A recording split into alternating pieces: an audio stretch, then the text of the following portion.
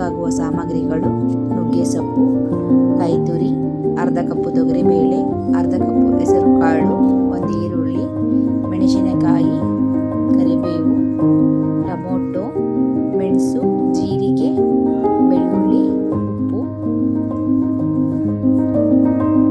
ಮಾಡುವ ವಿಧಾನ: ಮೊದಲಿಗೆ ಒಂದು ಕುಕ್ಕರ್ನಲ್ಲಿ ಒಂದು ಚೊಂಬು ನೀರನ್ನು ಹಾಕಿ ತೊಗರಿಬೇಳೆ, ಹೆಸರು ಕಾಳನ್ನು ಸೇರಿಸಿ ಒಂದು ಟೊಮೊಟೊ, ರುಚಿಗೆ ತಕ್ಕಷ್ಟು ಉಪ್ಪು, ಒಂದು ವಿಸಲ್ ಕೂಗಿಸಿಕೊಳ್ಳಿ.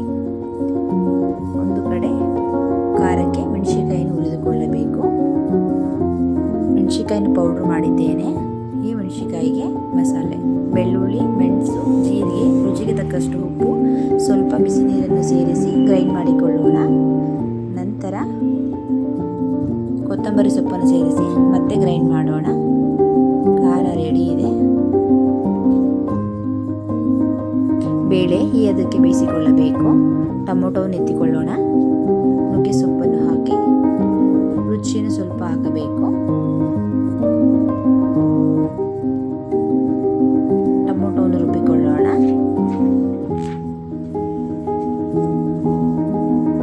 ಉಪ್ಸಾರು ಒಗ್ಗರಣೆ: ಬೆಳ್ಳುಳ್ಳಿ, ಕರಿಬೇವು, ರುಬ್ಬಿರುವಂಥ ಟೊಮೊಟೊ ಮತ್ತು ಬೇಯಿಸಿರುವಂಥ ನೀರು.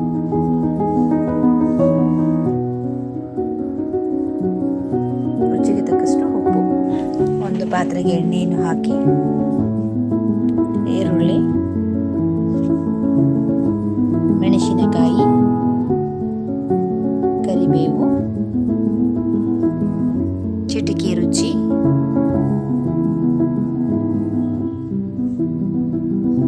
ಮಿಕ್ಸ್ ಮಾಡಿ ಕಂದು ಬಣ್ಣ ಬರುವಿಗೆ ಹುರಿಯಿರಿ.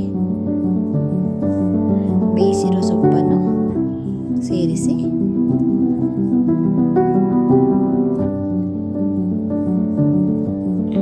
ತೆಂಗಿನಕಾಯಿ ತುರಿ ಚೆನ್ನಾಗಿ ಮಿಕ್ಸ್ ಮಾಡಿಕೊಳ್ಳಬೇಕು. ಚೆನ್ನಾಗಿ ಮಿಕ್ಸ್ ಮಾಡಿದ ನಂತರ 5 ನಿಮಿಷಗಳ ಕಾಲ ಸಿಮ್ನಲ್ಲಿ ಬಿಡಬೇಕು. ನೋಡಿ, ಚೆನ್ನಾಗಿ ಮಿಕ್ಸ್ ಆಗಿದೆ. ಇವಾಗ 5 ನಿಮಿಷ ಬೇಯಲು ಬಿಡೋಣ. ಒಂದು ಕಡೆ ಉಪ್ಸಾರು ಕುದಿ ಬಂದಿದೆ. ನಾವು ಅದನ್ನು ಆಫ್ ಮಾಡಬಹುದು. ಉಪ್ಸಾರು ರೆಡಿ ಇದೆ. ಬಿಸಿ ಬಿಸಿ ಮುದ್ದೆ ಜೊತೆ ಸವಿಯಲು ಸಿದ್ಧ ನುಗ್ಗೆ ಸೊಪ್ಪಿನ ಉಪ್ಸಾರು. ಲೈಕ್ ಮಾಡಿ, ಶೇರ್ ಮಾಡಿ, ಸಬ್ಸ್ಕ್ರೈಬ್ ಮಾಡಿ. Thanks for watching.